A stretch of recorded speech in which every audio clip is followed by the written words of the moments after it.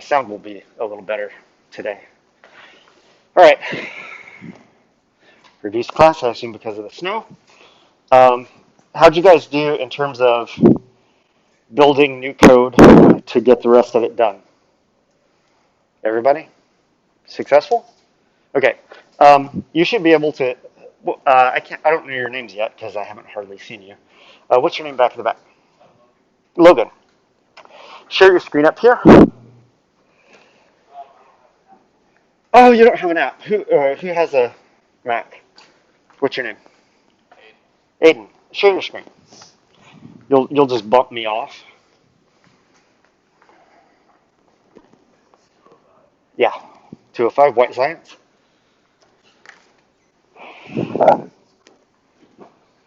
Okay, let me stop. Okay, try now.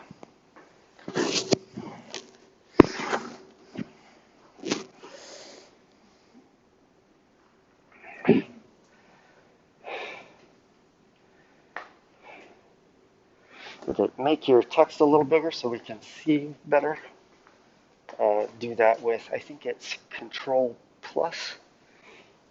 Is that right? Nope, is it Command Plus? Maybe it's Option Plus. Function Plus. No, it's none of those. Oh yeah, do it that way. Oh, Command equal. Oh, it's different on yours. Uh, yeah, a little more. And then expand. Yeah, get your screen all the way big.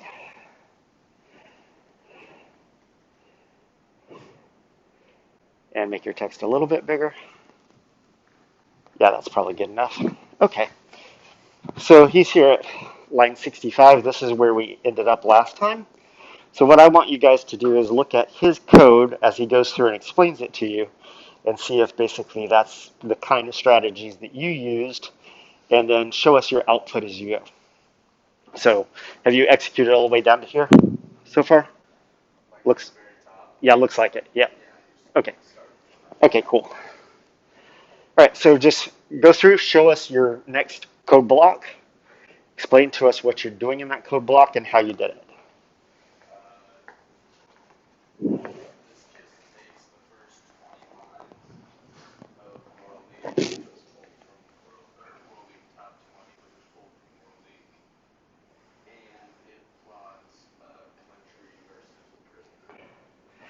Okay, but look at what you've done here, though. What's going to be a problem with this? So run this code. Okay.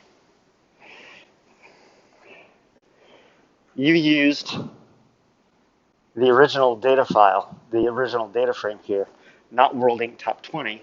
And also, you've renamed World Inc. Top 20. You've reassigned it to a plot, which has basically now deleted your data frame. So when you type in World Inc. Top 20, you get a graph now rather than a data frame. So go back up to where you downloaded your data frame or changed your data frame. Wait. So run this again. Okay, that gives you a data frame. Scroll down a little. When you typed it before, a few minutes ago, come down to here. Scroll up a little more. When you typed in World Inc. Top 20, it gave you a graph. So don't rename things to represent a plot, which represents actually a data frame. So rename this real quick. A lot of times for graphs, oftentimes I'll do things like, what did I do with my thing? A lot of times what you can do is just do simple things. In my code, I just shorthanded P for picture. So you can name it anything, just don't name it the name of a data frame.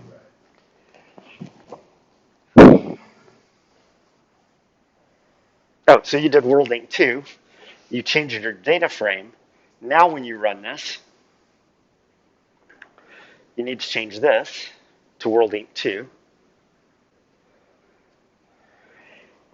Now it should give you a figure, and it should only be 20. Only 20 countries now. Okay, all right, good. So now you're going to have to, let's give him a minute to fix this next one. Think through your own head what he needs to do to fix his code, and then also be checking your own code to make sure you're getting what he's got. Okay, there you go. So this is population, United States, basically 400 million, China 1.5 billion. So that's giving you that. What do you need to do next? All right, so you've got, once again, you need to not name it that. So are you making a data frame, or are you making a new column in the data frame?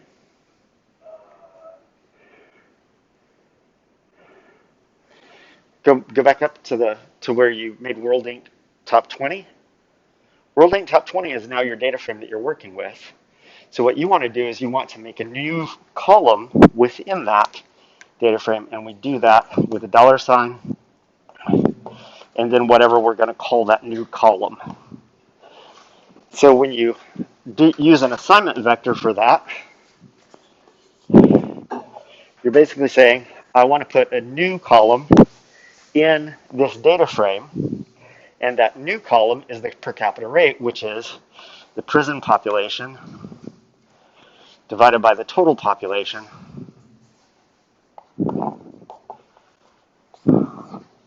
times 100,000. Okay, so let's see. Show me that. Wait, go back to where we're working. So here, you don't need World Inc. 3. You need World Inc. Top 20, if that's what you had it named up before. $sign.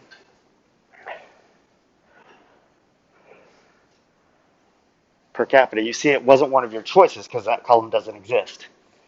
Now you need to, whoa, that's the graph. Sorry, that's the graph. Go back up to where we need to calculate per capita. Okay, so this is for US data.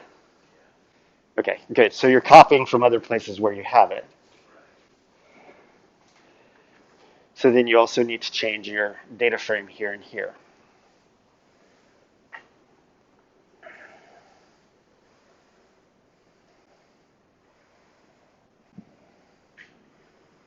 There you go. Yep. So run the first line, then run the second line, and it should show you with another column here, which is per capita rate. There you go. Now you can go to your graph. You don't need this. That's going to be World Inc. 3 if that's what you were naming that graph. This is now the top 20. That's per capita, and everything else should work. And you need to change the assignment that you made here. Yeah, there you go. And so once again, we see that the United States of America has the highest per capita rate of incarceration in the world. Okay, so that kind of finished off that treatment of the data frame. And so what we have then is the next step, which is, so when people complain about the United States, and people complain about the United States about all kinds of stuff, we're a hegemonic, empirical, or empire-like democracy who exerts their control over the world, et cetera, et cetera. But one of the things that people complain about is that for the land of the free, we have a lot of people in jail. And these data kind of bear that out. We have the highest per capita rate of incarceration in the world, slightly above Thailand, but way less than a lot of other countries. And we could have a long philosophical discussion about this if we were in the political science department or the history department or something else. We're not. We're in the data science area. So we look at data and say, okay, this is what the data say. So the next step was to download the US data. So do that and demonstrate to us that it worked.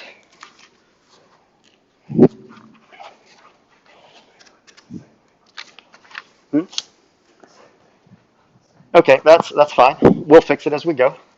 So you got U.S. data here. Okay, great. We have race, we have prison, we have population.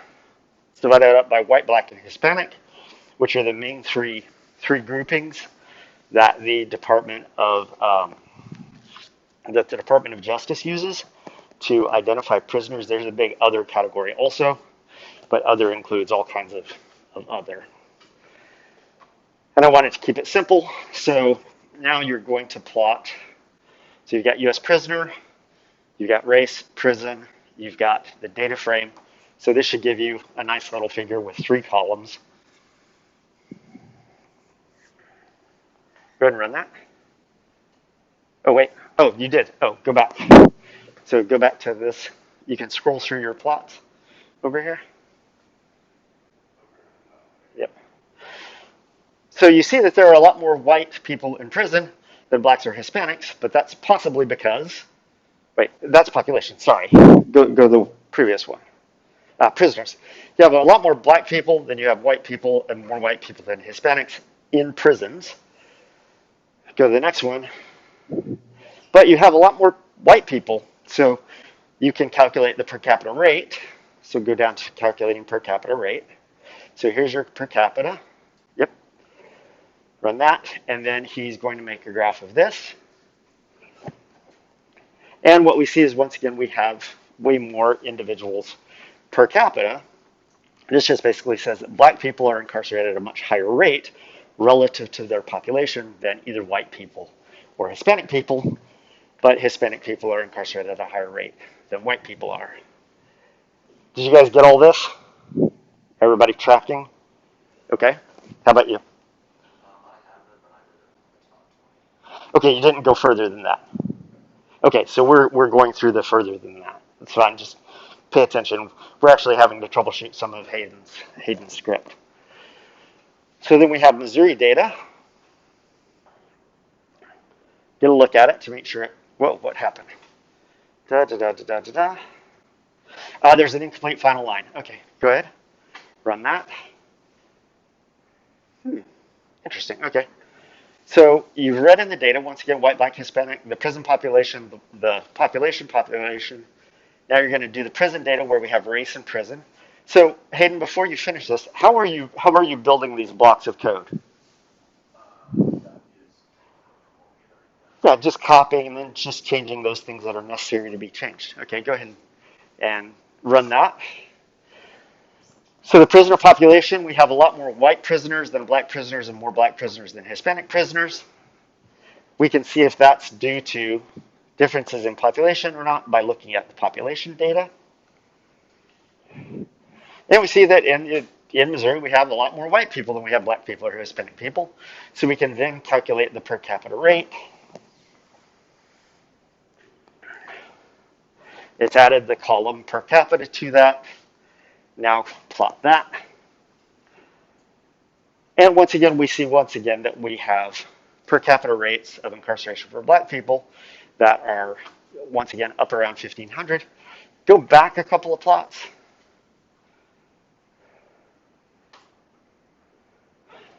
Notice how the per capita rate for the U.S. is not that different than the per capita rate for Missouri when you look at the per capita rate of incarceration for black people.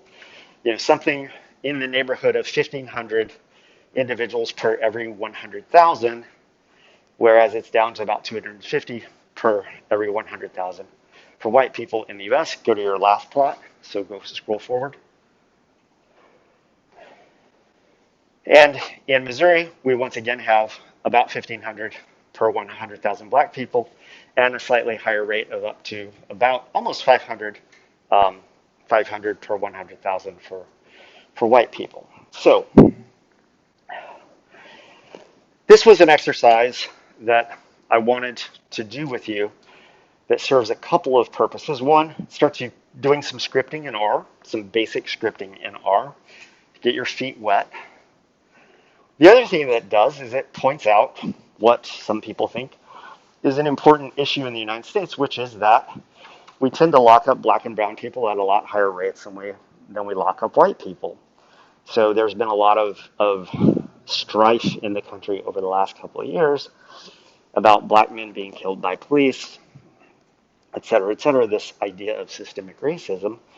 And so when you look at these data, and we'll look at them and test them statistically when we get to chi-square tests, you can actually run a statistical test on this to see, well, are there significantly more black people incarcerated than you would expect based on their population representation? So as a data scientist, you can crunch the numbers, but as a human being, you can ask yourself,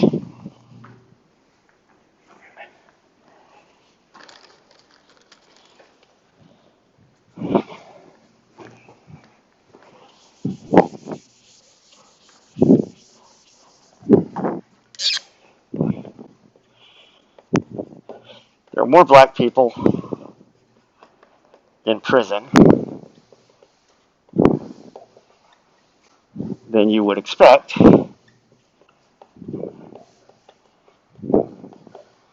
based on their population representation.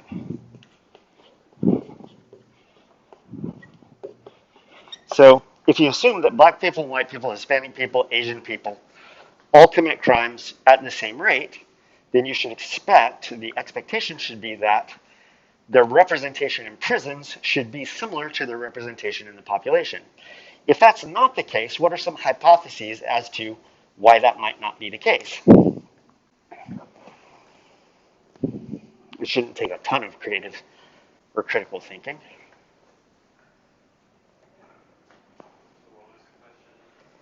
If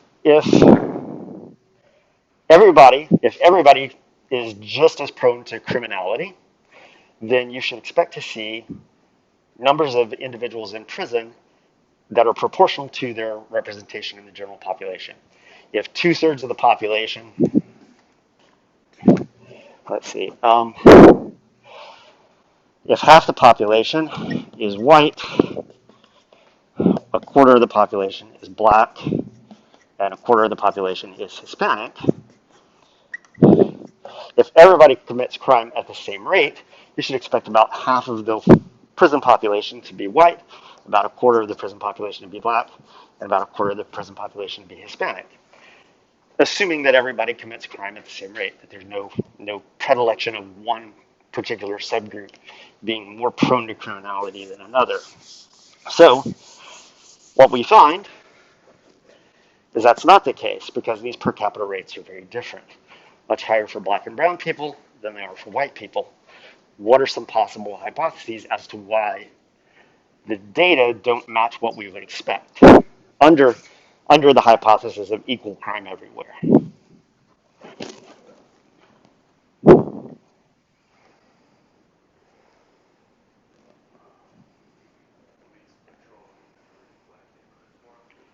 Okay, so one hypothesis would be that policing is stronger.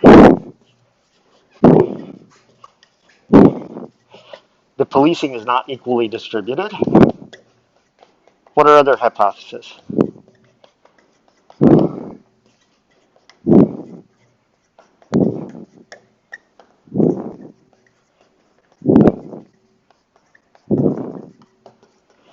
What else? I live on Kansas Street here in town. So that's the main avenue into town. There are cops driving down my street constantly, but they're basically going from wherever they're patrolling to the police station, which is further down Kansas Street.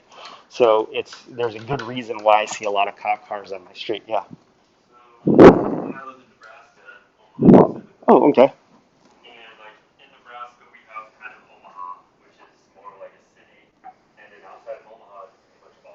Oh, yeah.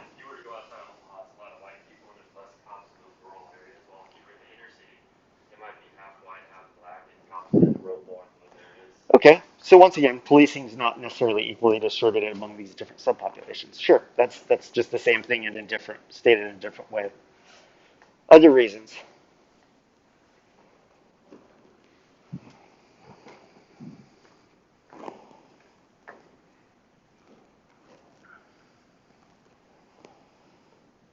Come on, you guys go to the critical thinking college.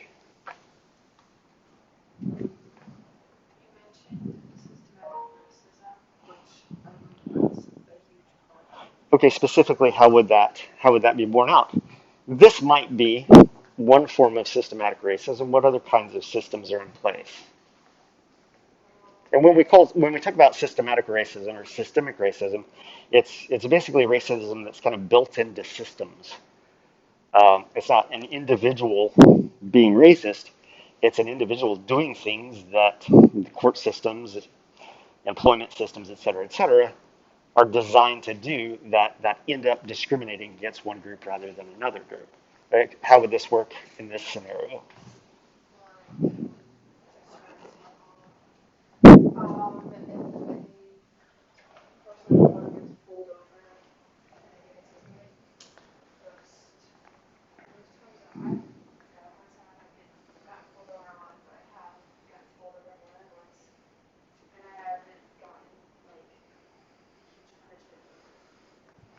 Okay, so sum that idea up in words, because I have my own anecdote about that actually.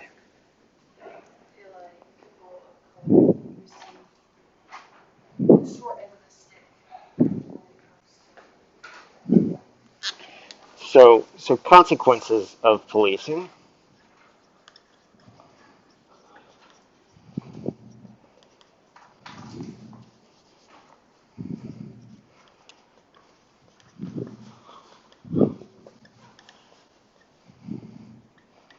might differ by subpopulations. Um, I live 9 blocks away. I could walk to school in the snow if I wanted to. I chose not to today. I drove my car. So I don't know. This is about 5 years ago. I was at home grading on a Sunday night. I had forgotten the key to the exam that I was grading at my office, but I had already kind of settled in for the evening. I was in my pajama pants. I was in my t-shirt. So I talked to my partner, who's considerably younger than me. Hey, I have to go up to school. Do you want to go? You want to stay here? She's like, oh, sure, I'll go with you. So we head out. We go out. We hop in my car. I drive to campus, and I get down here to Cody's at Lightburn and Mill Street, and the cop lights go off behind me. So I went ahead and pulled into the college parking lot here, and he comes up to my door, asks me for my license and registration. I feel in my pockets of my pajama pants. I do not have my wallet because it's Sunday night, going 9 blocks. I did not adequately prepare to go out and drive my car. So my wallet is sitting in a little cubby hole just inside my door at my house. Like, oh, sorry. Um, I don't have my wallet with me because I live 9 blocks away and I forgot to bring my wallet. I'm just running up to school here to get a key because I'm grading tests. He's like, okay, well, let me see your insurance card. I open up my little glove box in my console. I dig through there. I find the insurance card. My insurance takes effect in November. This was the end of the semester in December. I had forgotten, so it renews in November, so I had forgotten to put my insurance card, the new one in there. I had the old one that was clearly expired by a month or 2 weeks at that point. And I'm like, oh, here's my old one. My new one is here. I can probably pull it up on my phone. He's like, well, you have a broken tail light, which is why I stopped you. Like, okay. But you also don't have your license and you don't have proof of insurance. I'm like, yeah, that's all true. And so he basically didn't hand me anything back because I hadn't given him anything. Um, he couldn't ask for my driver's license because I didn't have it. He's like, what's your name? So I gave him my name and I spelled it out for him. And he's like, where do you live? I'm like, I live at 408 West Kansas. Oh, I shouldn't tell you that. Now you know where I live. Um, he went back to his car, clearly ran my record, came back to my car and said, in the future, pick up your wallet, download your insurance card, get it in your car, and get your light fixed. And let me go on my way. I turned to my girlfriend at that moment, as soon as he walked away from the car, and I said, That is white privilege. Educated dude in a car without a license, no proof of insurance, busted taillight, young woman in the car next to me. Chances are if I had been black, that would not have turned out that way. Consequences of a traffic stop might be very different for white and black people. What other kinds of things might account for these disparities? There's consequences at the policing level. You get a ticket, you go to court.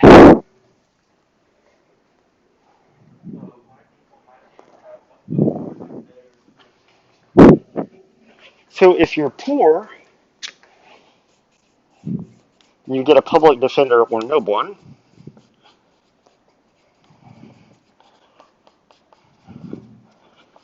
If you have any sort of money, you hire a lawyer who's paid to come and represent your best interests. So differences in income can translate into differences in court outcomes depending on what kind of representation you can afford. Once again, lawyers aren't racist, but this is another one of those things when people talk about systemic racism where if you can afford a good attorney, you're more likely to get a lesser sentence than if you can't afford a good attorney. Called Brown and Crouppen. That is not an ad. It's not an endorsement of Brown and Crouppen. It's just an ad that I hear sometimes. What other kinds of things might account for this? You're actually ignoring one of the most obvious ones.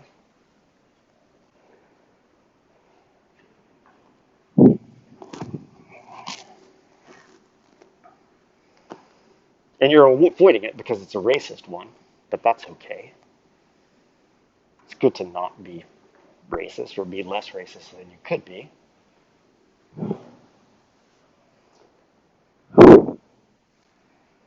Dig into your most racist tendencies.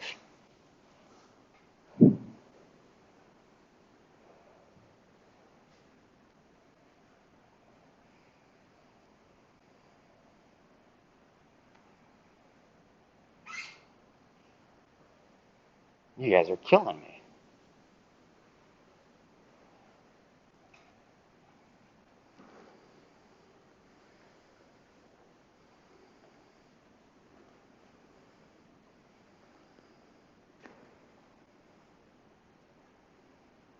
This is always an uncomfortable day in class. I don't understand why.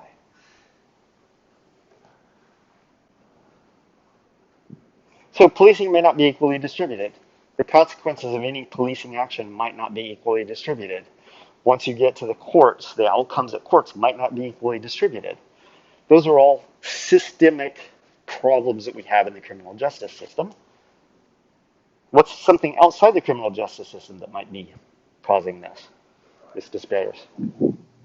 Oh, explain.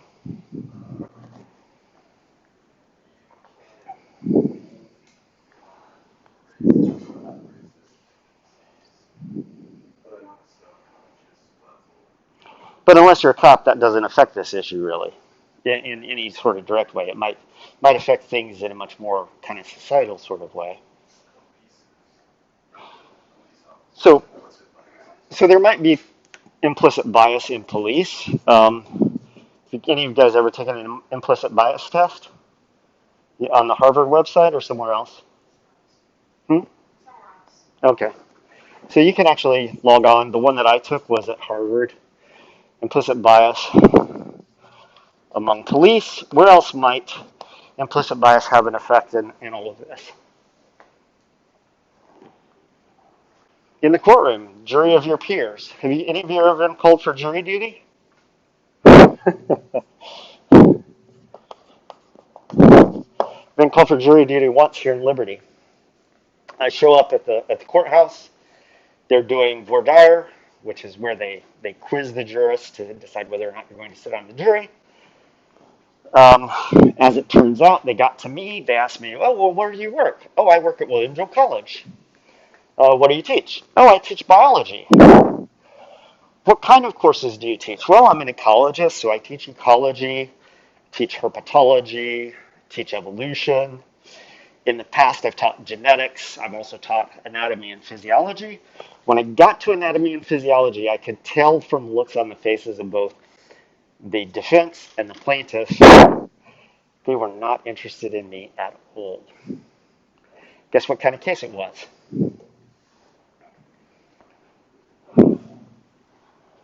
Medical malpractice. The last thing a lawyer wants on a jury in a medical malpractice case is somebody who knows about medicine. Why?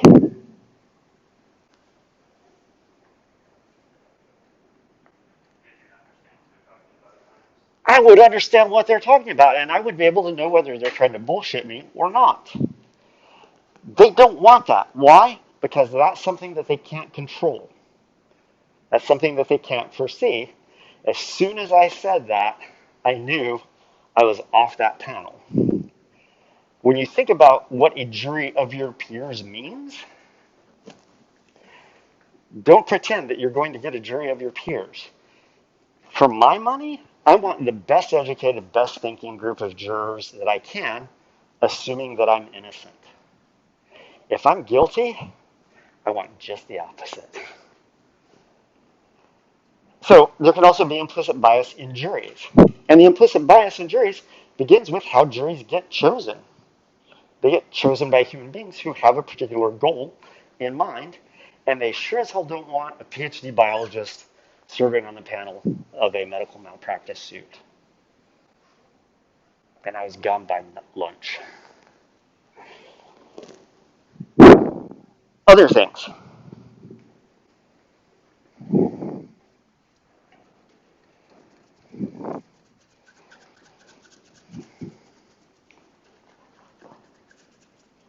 You're missing the one that is most commonly put forth in public by lots of people. You hear it all the time in one way or another. These are all valid. You're heaving a big sigh because you know what I want you to say and you refuse to say it. Say it.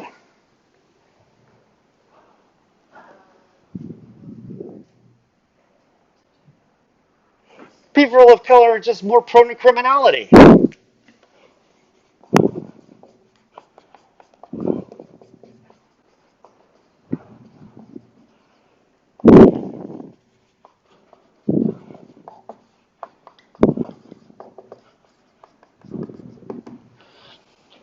People of color are more prone to criminality. You hear this a lot out in the culture.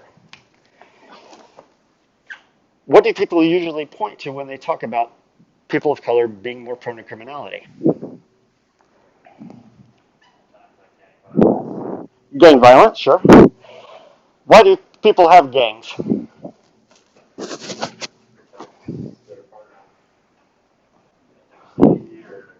Protect their territory because they're involved in criminal activities. Why are they involved in criminal activities in the first place?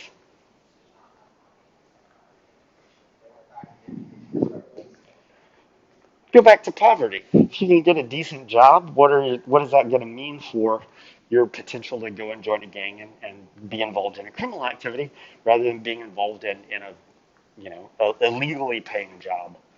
Um, what else do people point to when they put forth this idea? Yeah. Okay, so once again, poverty tends to erode family structure. Uh, what are the schools like in places where people are of low income? Why are there not very good education systems in areas of cities where poverty is high?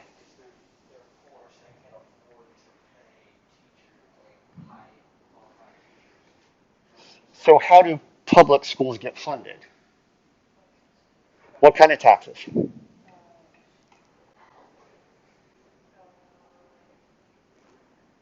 Anybody know?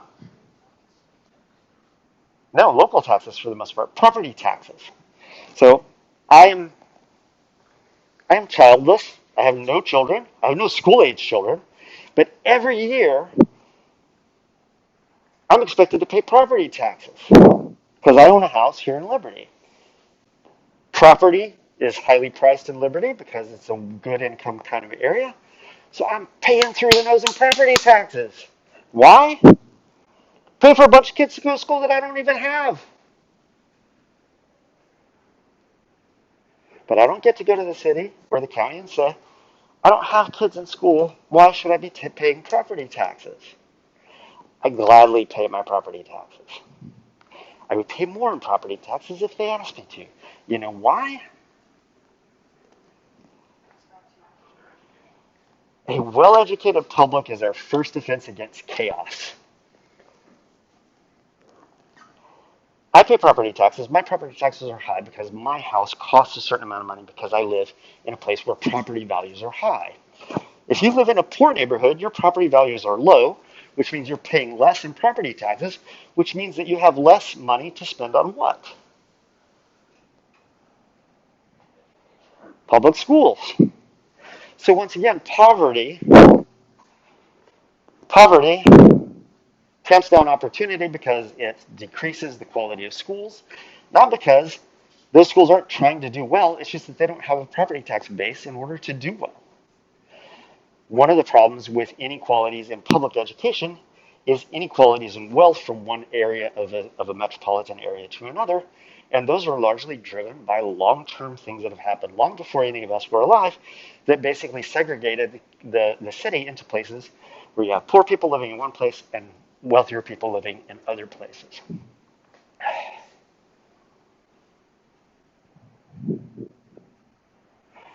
So when people say stuff like this, they say it like this and then they don't delve into it at all.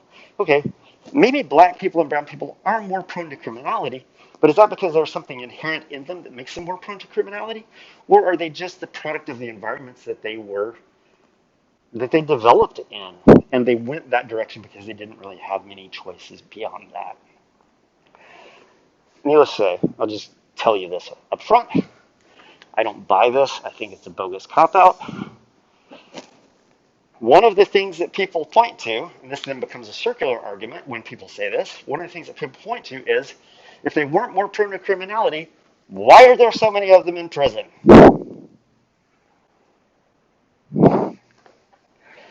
Now, can these data shed light on any of that? No. Are there data out there that could shed light on these things?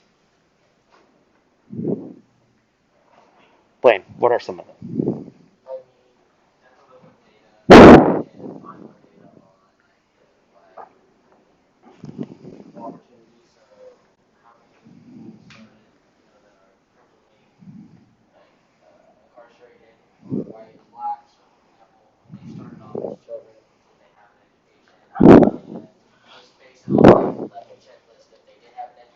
So you could certainly look at things like poverty, availability of good public schools, et cetera, et cetera. What other kinds of things could you look at on this list of possible explanations?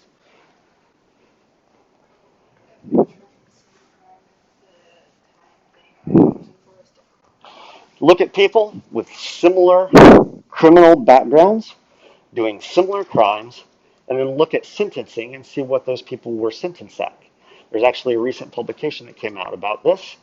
They looked at a bunch of court cases, and they basically matched individuals according to what the crime was, what their background was, et cetera, the kinds of things that generally influencing sentencing.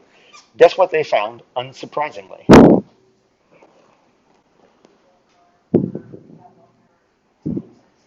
People of color generally get longer sentences than white people do. Now, it could be that they have not as good representation. It could be that juries are biased. It could be that judges are biased. All sorts of things could be happening. But once again, that's a different set of data that could be brought to bear on this. What are other things that you could look at in terms of data that are probably out there and available to address these things, to see whether or not there's any stock in these ideas?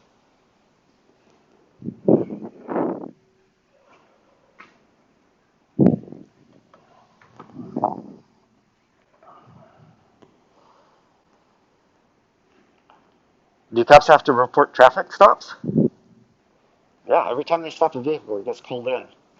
You could actually delve into traffic stops. Look and see, okay, In Liberty, we have mostly white community in Liberty, or most of the traffic stops in Liberty, white people.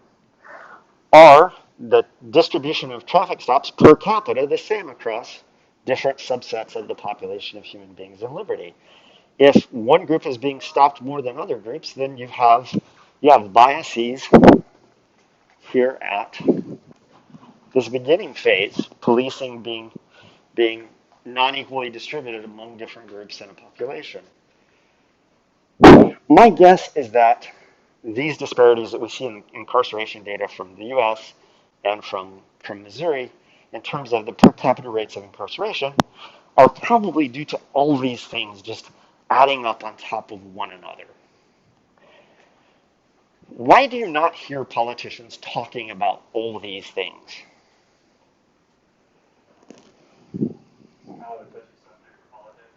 It's a touchy subject for politics, sure. Avoid the third rail. The third rail kills you. Why else?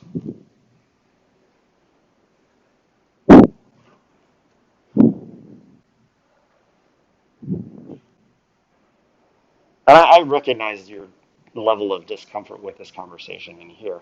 And I'm also terrible at these kind of conversations because I really, in many cases, don't care how you feel, which is a terrible thing to be as a teacher.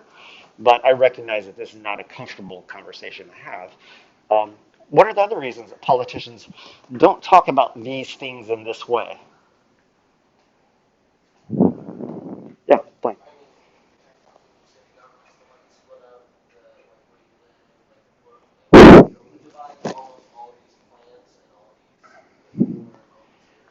Yeah. So I do this thing with my ecology of food class, which is a level 2 CTI class here at William Jewell. Towards the end of the semester, we actually looked at the distribution of food supply in the Kansas City area. We had the students go a number of years ago, and they located every option for getting food, like at supermarkets, convenience stores, and specialty supermarkets. And for every outlet of food in the Kansas City area, we had geographic coordinates for this. Let me just pull up the data for you. Unshare your screen, Hayden.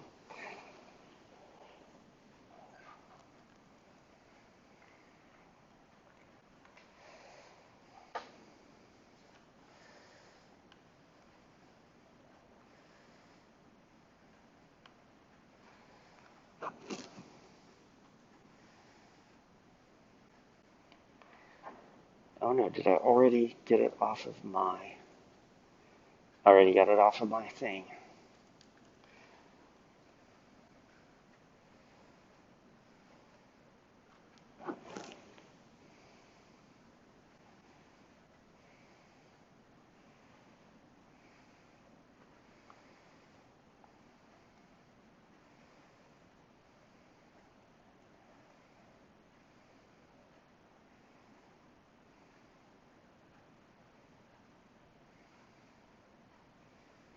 Ah. Well, anyway, I'll pull it up. I pulled it off my hard drive because my hard drive is too small to hold all the crap that I have. Anyway, we mapped these areas out a number of years ago, and we'd run a statistical function on the data to basically show where there were concentrations of supermarkets and convenience stores, and then where there were basically food deserts, places where you couldn't find a store within a reasonable driving or walking distance. And there was a pattern to it. And for this year's iteration of that, I was able to go back and download the redlining data for Kansas City. So there's this project called Mapping Inequality that basically has scanned in all of the old redlining maps from the 1930s, 40s, and 50s. You guys know what redlining is? What's redlining? What's your name? Jonathan, what's redlining?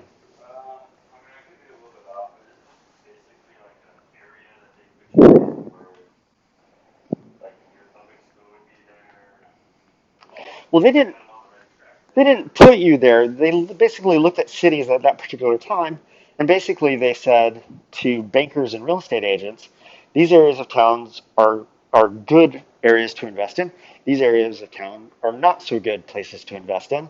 And that influenced your ability to get mortgages, your ability to get small business loans, et cetera, et cetera.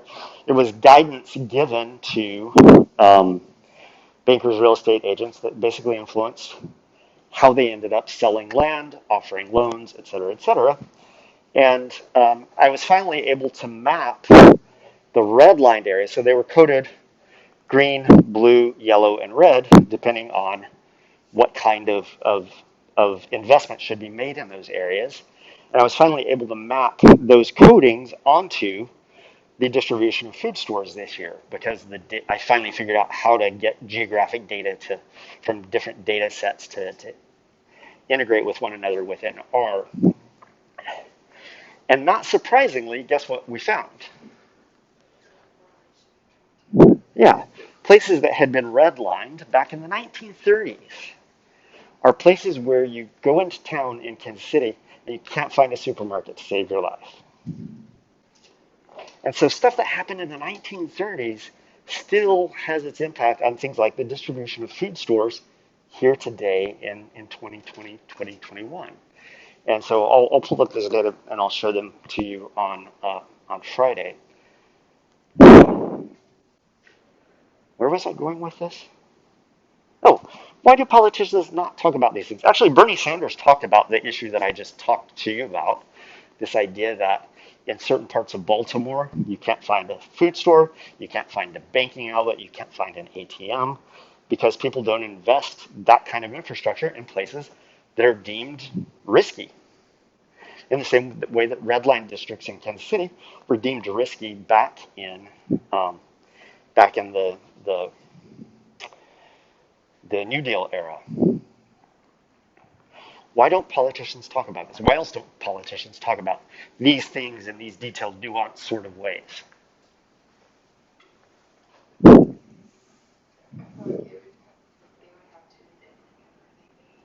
They would have to what? Well, maybe they made a mistake or maybe they didn't. Maybe they were just white people growing up white people.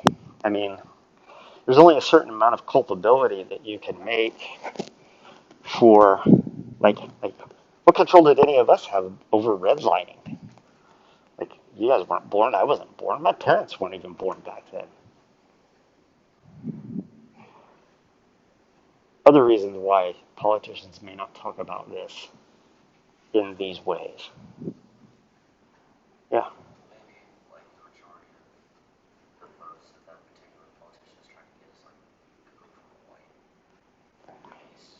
Okay, so that you may be speaking to an audience who actually doesn't give a damn about these kinds of things. Sure. Why else?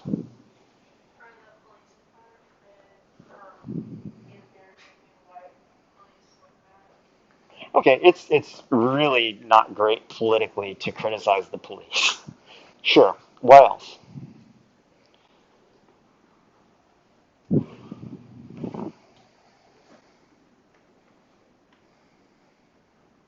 How long have we been at this? Okay. Maybe some people can't explain it because they've never thought about it in this way. Maybe they've never experienced it. I've never experienced it.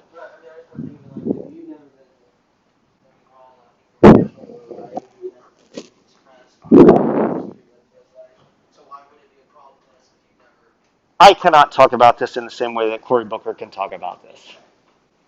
Cory Booker, when he became mayor of, where was he mayor of? Somewhere in Jersey. Damn, why can I not remember this? Somebody look up where Cory Booker was mayor.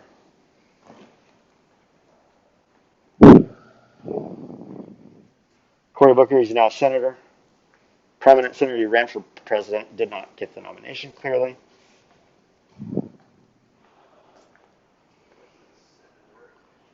Senator of New Jersey. Oh, he's mayor of Newark. When he lived in Newark, he moved into a poor community and bought a house there, and he lives there to this day. He did that for very specific kind of political reasons. He wanted to live around people who he would be representing, which if you've ever been to Newark,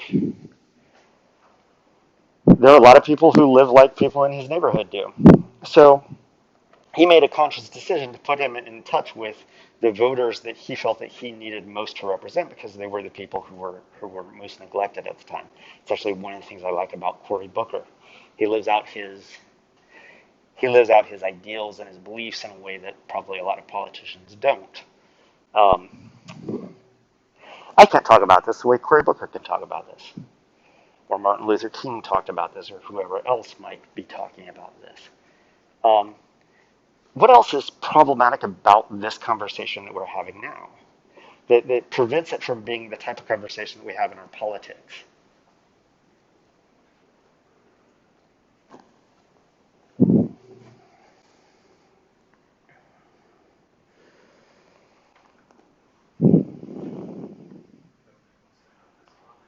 Nobody wants to have this conversation. You guys don't want to have this conversation. I can tell from your body language.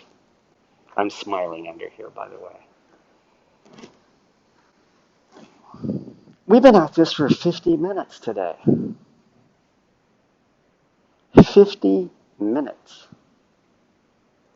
How much time does a politician get on a news program? 3, 4, maybe? Chances are that 3 or 4 is boiled down to a 10-second clip that's a part of a news story that has other 10-second clips in it. This is a difficult conversation to have in a 3 or 4 minute interview or a 10-second soundbite.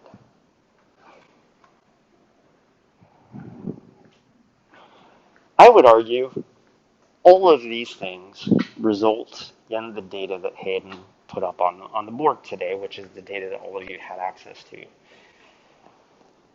The unfortunate thing about those data is those data are simple. Those data are simple, but the underlying causes for those data are probably really complicated, and they're really difficult to grapple with. We're going to spend a lot of time talking about data in this class. Hopefully the skills that you learn in this class, you could apply to any question for which there are data out there that you can bring to bear on the question. This is a question that is data rich. There are plenty of people out there working data on these fronts. I mentioned a study that I looked at just recently that came out about differences in sentencing outcomes for people who had done the exact same crime, had similar criminal backgrounds, et cetera, but ended up in getting very different sentencing outcomes. But there could be a lot more stuff, a lot more people out there interrogating these kinds of data in meaningful ways to get at these things, to see how these different things translate into those figures that show big disparities in the incarceration rate. We're not going to talk a lot about politics in this class because there's just no point to it. It's not really what the class is about, but my students in other classes have accused me of being overly liberal in my outlook. And I was thinking about it over the holidays because I was thinking about, I had just read some things about some more people who had been exonerated who were on death row. And then I guess Biden has among his goals to get rid of the federal death penalty. Trump reinstituted the death penalty, and then there were a number of executions that came about in the last weeks of Trump's administration. I will tell you right now, I am anti-death penalty. But I'm not anti-death penalty because I'm some flaming liberal guy. Why would I be anti-death penalty as a person who teaches a course on data analysis? Yeah. There are 193 people in the United States who are on death row who have been exonerated.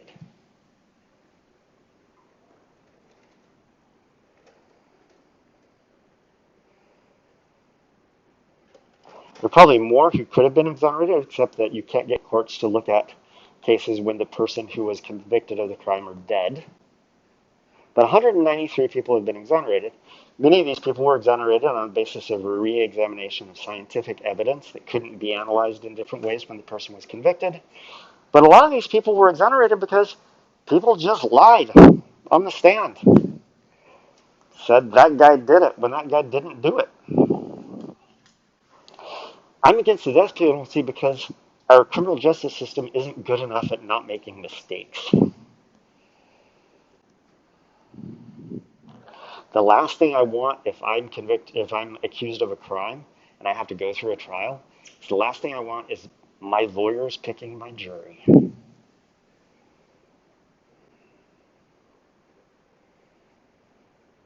So I'm anti-death penalty because the data says that the death penalty is a really bad idea. Why? Well, because we um, assign the death penalty in way too many cases to people who didn't actually commit the crime. And the problem is, once the person's dead, there's no way to go back and rectify that. I'm not liberal as much as I am data driven. So, data are all over the place right now. More data than we know what to do with, more data than we can possibly analyze in our lifetimes if all we did was sit around and crunch data. This class is about how do we deal with those data. That's what this class is about. I deal with a lot of data about things that nobody finds important but me. How fast do lizards from different populations race down a racetrack at different temperatures? So I'm interested in the evolution of thermal physiology, of ectotherms, and so I build little racetracks that are run by lasers and computers at different temperatures. The lizards run down the racetrack, it downloads the data to my computer, and then I look and I see that different populations of lizards run at different speeds at different temperatures. I find that the northern populations of these lizards are much more tolerant of the cold than the southern populations. That should be no surprise because some of them live in the north, some of them live in the south. Nobody cares about those things except me and a small group of other people I know who care about that kind of stuff. But there are other data out there that are important. And knowing how to think about data is a good thing to be able to do. And so, that's what we're here for. Questions? The point of the last three classes has been to get across to you the idea that data are important. And to also get across to you that the kind of skills that you'll pick up in this class, hopefully, are the kinds of skills that you can use to address important questions, whether they be merely important to you or whether they might also be important to other people. If you don't think at this point that data are important, you might reconsider why you're in the data science program. If not, we'll press on and talk about data.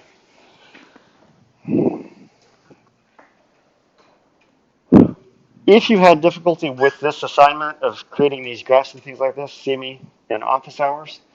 But we're going to pretty much put this to bed.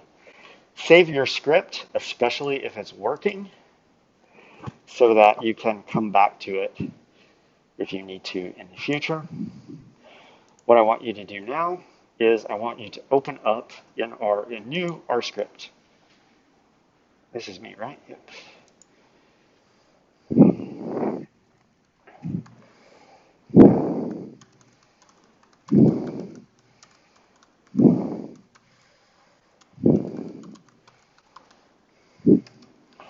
So I'm just going to call this the central limit theorem using cards. Go ahead and save this. Save it as whatever file name you want. It ultimately doesn't matter where you save it because we're not going to be importing any data into this R script. We're actually going to be using R to script, to generate data. So I'm going to clean up my workspace here. Use the brooms to clean up your workspace so that you're starting fresh. You guys should have done the first part of the card drawing exercise. What did you learn from that?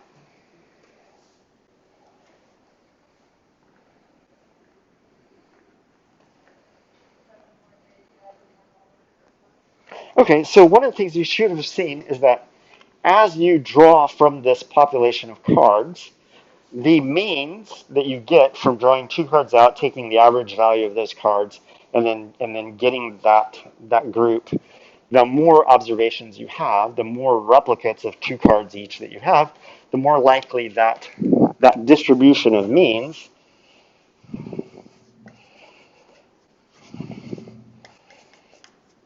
the more likely that thing is to look normal. Okay?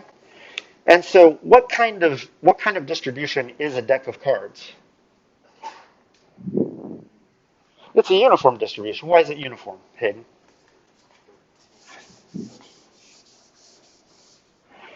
So there's 13 of each suit.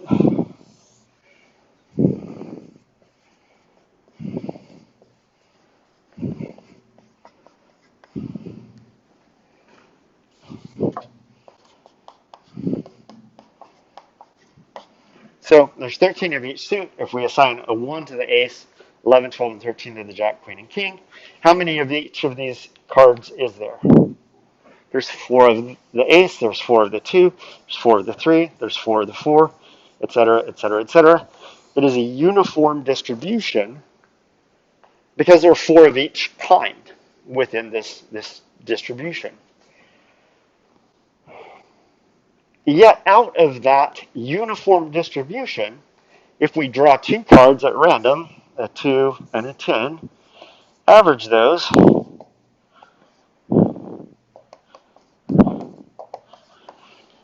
that distribution of means ends up conforming to a normal distribution. This is one of the most magical things in statistics, is this idea that regardless of what the distribution of the data are, if you're taking some sort of summary statistic like a mean, the distribution of sample means that you take from that underlying population, regardless of its shape, that distribution of sample means will end up being normal. You guys started doing this with cards that you could draw out of a deck of cards. What we're going to do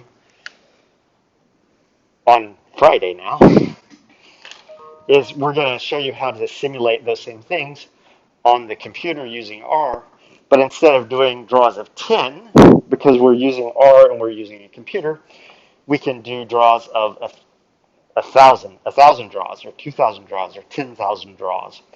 And we can also vary the sample size, the number of cards per each draw, even doing 2 because it's tractable. But we can do 2, we can do 5, we can do 10, we can do 30 if we want. We can do it very quickly and very easily in R, but we can't do it in the next 2 minutes. So the thing that I said was going to be due on Friday will be due on Monday. What we're going to do on Friday is we're going to go through and show you the scripting that you would need to run a set of simulations that would allow you to do the same things that you did by hand with your cards, but allow you to do it with much larger sample sizes than we did before. So back in here on Friday, come ready to do scripting. We're probably going to do scripting the entire time period. Just take your Post-it notes with you as you leave. There's not really a lot of, we didn't do any live coding really, so just keep those, bring them back on Friday, and we'll do some live coding on Friday. Questions? Yeah. So, yep. Yep. So we've done the part that you can do by hand. I haven't shown you how to do the part on the computer yet. We'll do that on Friday. So then you'll finish that up over the weekend and turn that in on Monday. Yep. No homework on Friday because we didn't really get to a point where I could assign you anything. Keep in mind that I gave you homework for today. It's not homework that you're going to turn in for a grade. It's homework that you should be working on because it's going to help you get your skills developed in the class. If you're having trouble with those skills, use that homework to develop those skills, identify where you're having difficulties, and then make an appointment with me to make sure that we get you over that hump. Okay? And I'll see you guys then.